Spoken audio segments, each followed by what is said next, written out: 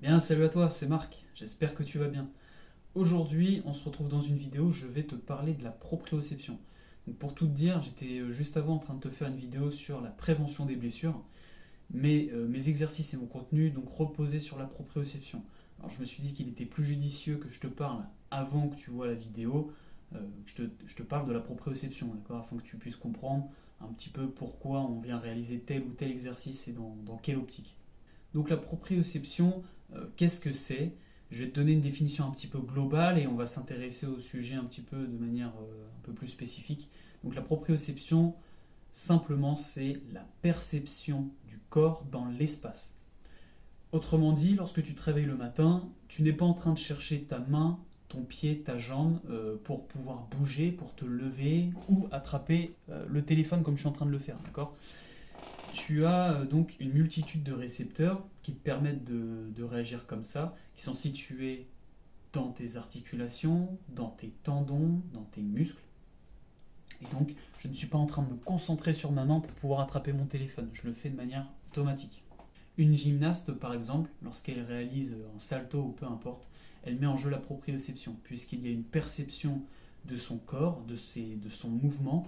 Elle sait où se situe son pied, sa main, etc., de par ses expériences. Donc, le schéma se constitue comme une information qui arrive sur l'organisme, sur ton corps, d'accord. Elle est perçue par des récepteurs. Ces récepteurs-là vont transmettre l'information par le biais de neurones au système nerveux central. Le système nerveux central, c'est le cerveau avec la moelle épinière, en fait, là, d'accord. L'information est traitée et en premier lieu, tu viens avoir une sensation, d'accord. Puis, dans un second temps, tu auras une perception. La différence entre les deux, c'est que la perception, eh bien, tu viens mettre en jeu une interprétation. Si par exemple je fais ça, tu as entendu un bruit, des bruits, ça c'est la sensation. C'est une sensation auditive, tu as entendu et voilà, il y a eu un bruit. Mais par contre, tu as reconnu que c'était un claquement de doigts par l'expérience, d'accord? Et c'est là où la proprioception dans le domaine sportif rentre en jeu, puisque lorsque tu viens réaliser un geste qui demande de la technique, eh bien la proprioception rentre en jeu. À différencier aussi la notion de réflexe avec la notion d'automatisme. C'est un sujet qui est intéressant puisque le réflexe, eh bien, c'est quelque chose qui est inné, d'accord.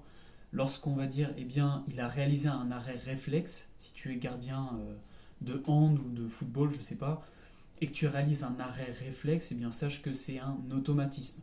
Un réflexe, à proprement parler, c'est inné, d'accord. On l'a, chacun d'entre nous a des réflexes et les réflexes sont naturels, ok.